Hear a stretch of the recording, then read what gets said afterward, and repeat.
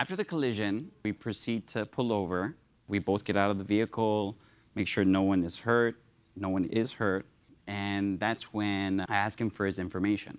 At that point, he did not have his insurance, and he did not provide any other information apart from his telephone number.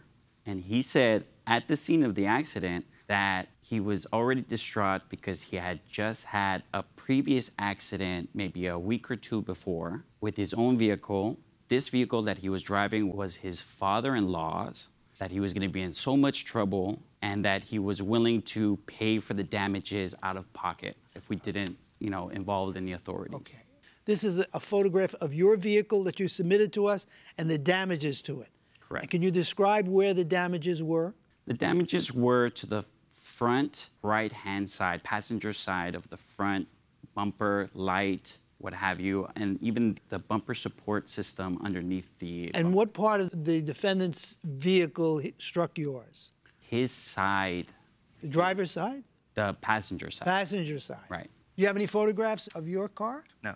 So then what happened? So because, he had just mentioned that he was going through all of this stuff, it kind of pulled on my heartstrings, so I was willing to work with him. So I was like, okay, I'll take your word for it that you're willing to repair the damages. I took his contact information, and he said, just get back to me with an estimate of what it's going to look like.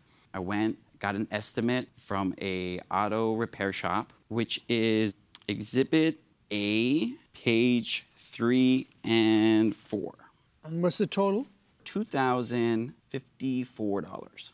You're suing for $2,054 and lost wages of $1,946. That's correct. Right?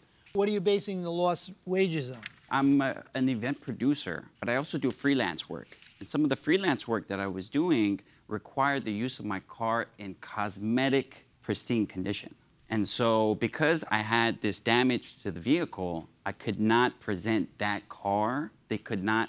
You were driving a 2010 Toyota Prius? Right. Is that correct? No, I don't understand why your car needed to be in pristine condition. Only because it was going to be a part of visuals, different visuals. And so nobody wants to look at a car that's damaged.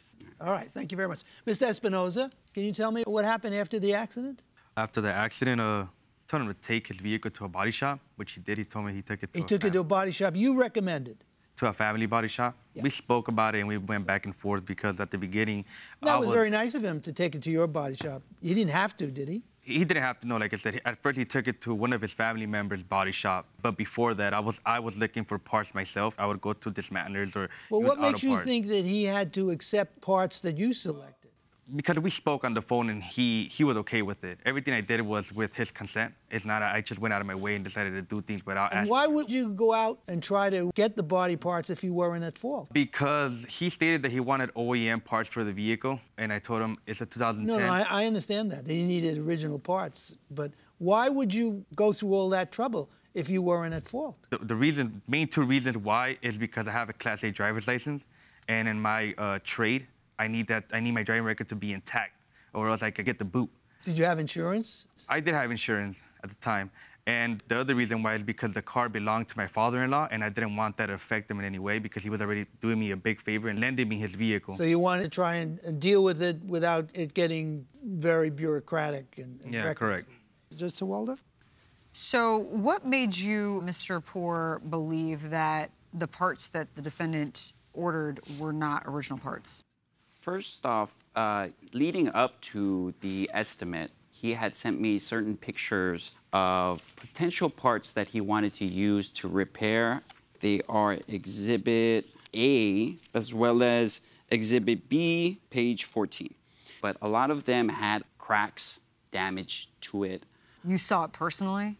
In the image he would send me, it would be used parts with... Is it in the images that you just pointed out yes. for us? Where's a crack? In Exhibit B, page 14, the damage is circled with a highlighter, as you can tell. Oh, I see. Yes. Okay. So there's certain damages to the... What am I looking at, though?